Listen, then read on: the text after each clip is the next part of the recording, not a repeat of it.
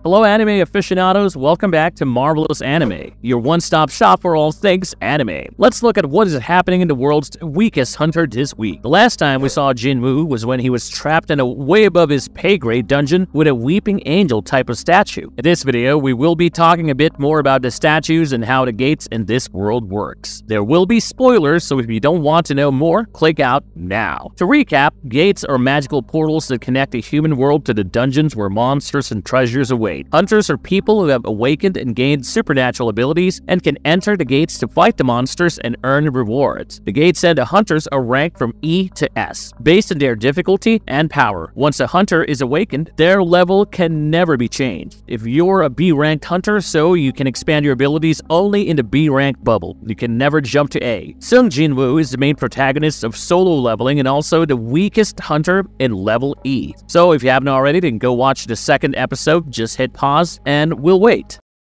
What is the Statue of God? Now, we already know the main statue or the God statue is pretty powerful and can spit fire. The rest of the statues in the room are like his pawns. The God statue is the biggest statue by far. This God statue is seated and draped in robes with intricate designs, exuding an aura of majesty and mystery. The statue is illuminated by bright light which adds to the ethereal glow of the dungeon. The God statue is different from the other statues in the temple, which are smaller and less powerful. The other statues are modeled after various animals such as lions, wolves, and bears. They're also armed with weapons such as swords, axes, and spears. The other statues are the guardians of the temple and they attack the hunters who enter the dungeon. The God statue is the master of the temple and it decides the fate of the hunters who survive the dungeon. It also changes its expressions depending on the stage of the commandments, and when it smiles, its grin is wider than the Joker's and looks like the Titan Diana from AOT. The first time I saw that grinning face, I got a flashback of Aaron's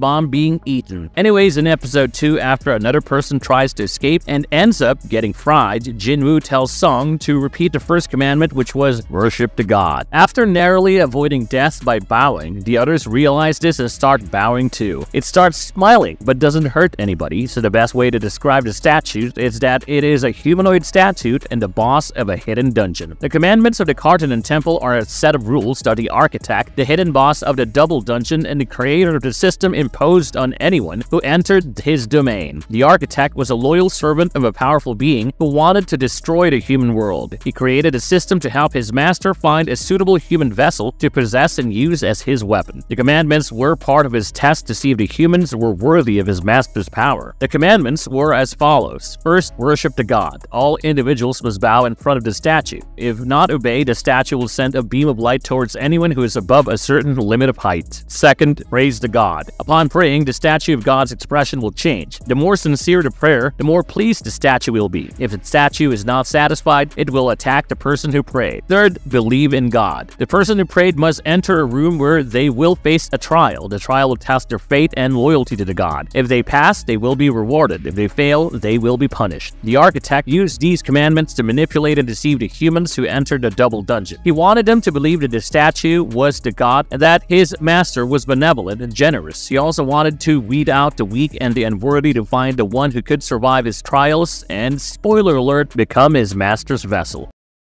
Where does it come from? While we are categorizing the architect as the boss, it is not fair to say that this dungeon was a part of the Great's normal behavior. The double dungeon is a special type of gate that connects the human world to the parallel world, where the god statue and other statue monsters reside. The parallel world is a dark and desolate place filled with ruins and corpses. There is a reason this double dungeon was lurking around. This hidden dungeon is part of the parallel world. In fact, the architect is the creator of the parallel world, and he also controls everything in the parallel world. It is different from the world the gates are connected to, which is called the Chaos World. The architect is a very arrogant and sadistic creator, and he enjoys toying with hunters and testing their faith and loyalty. But he is important because whoever clears the dungeon will be granted the power to level up and grow stronger in the world where your fate is pretty much sealed the moment your powers awaken. The architect is the creator and moderator of the system, and the system is the trial created by him to train the selected hunter to inherit the powers of the Shadow Monarch. Let's break that down down further, there are 3 worlds we know of for now. The Chaos world, where the monsters come from, the Human world, where the hunters reside, and the Parallel world, which the Architect created. All you need to know is that this dungeon was a rare find. The Architect is following the instructions of the previous Shadow Monarch to find a worthy heir through the system. Whoever survives the double dungeon gets crazy abilities and takes the trial. The system is a program that gives the selected hunter the power to level up and gain various features. This selected hunter can improve his stats, skills, and items by completing quests, fighting enemies, and using the system menu. The system also has a store where you can buy items with gold. Essentially, the system becomes a cheat code for the selected hunter.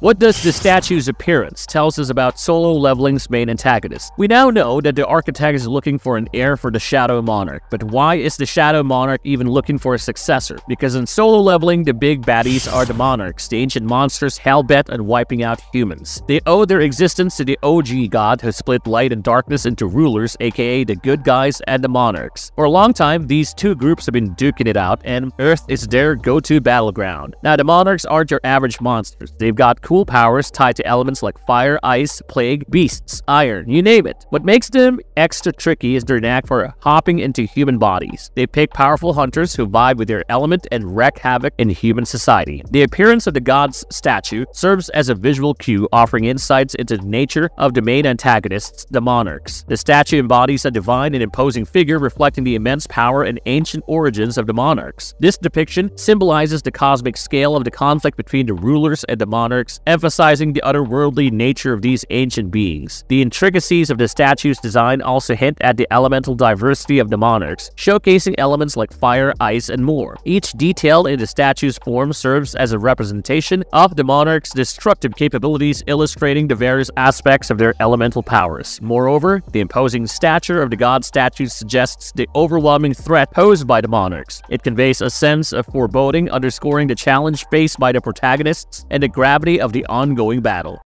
Marvelous verdict. The God Statue is a big deal in solo leveling Season 1. The protagonist has to deal with a lot of problems, and the statue helps him to figure out what to do. It only scares the jitters out of you. It does a good job of revealing the true villains of the show. I think the anime is picking up pace. The first episode was a little slow, but I have a feeling the pace is going to skyrocket. How about you guys? What do you think? Mention it in the comments below. Also, if there are any more shows you would like a breakdown of, please mention those in the comments as well. Thank you for watching, and I'll catch you in the next video. Stay tuned.